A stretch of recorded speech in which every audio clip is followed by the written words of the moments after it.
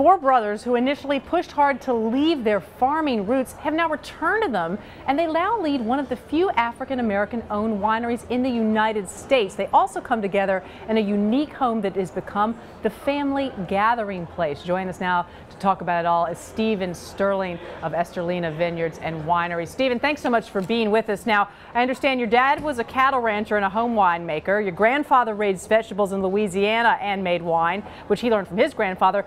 But you went to get your MBA. Why did you initially not want to follow in your family's footsteps? Well, my brothers and I were really my dad's personal crew for working on the vineyards. So what we did was we had to, summer like last summer, we'd be working from 6 o'clock in the morning till 3 o'clock in the afternoon, and we would be, out baling hay, running our cattle around. And my dad would say to us, if you don't want to be farming out here with me, you better get good grades in school. So naturally, that was a good impetus for all of my family to enjoy school and to get good grades. And we all not only got our undergraduate degrees, but we got advanced degrees. One of my brothers, Eric, is a physician, emergency room physician up in wine country. And my brother Craig has an MBA also, and he's also an attorney. We all took that seriously, and we all thought we were getting out and doing our own thing in terms of building a career. But we all grew up on the farm, and we grew up around our dad and our grandfather, and we thought it was cool once we became growers for a lot of premium Napa and Sonoma wineries to see our wines on great labels in Napa and Sonoma. So it was kind of a catalyst or kind of a teaser for us to get back into farming.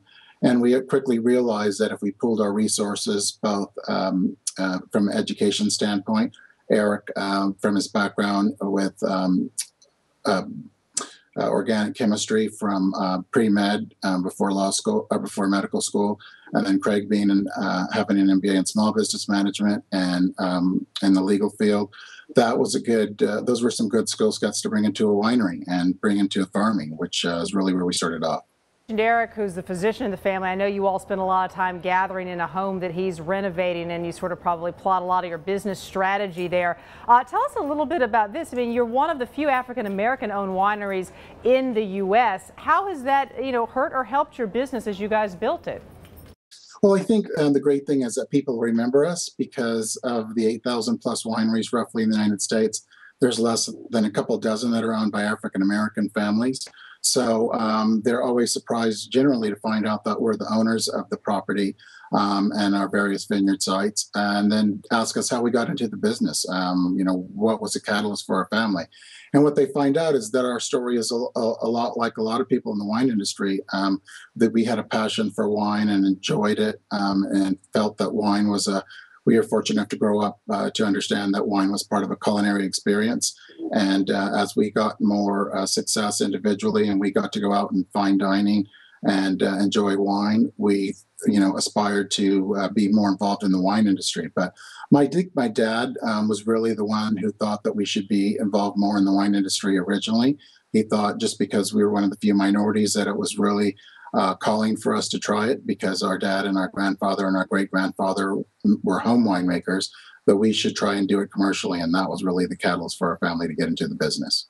Fascinating. We've been looking at beautiful pictures of the home that Eric bought that you all that he had renovated and that you all meet in, as well as pictures of some of the vineyards. Thanks so much for being with us. We can read more about that in the mansion section. Appreciate you being with us.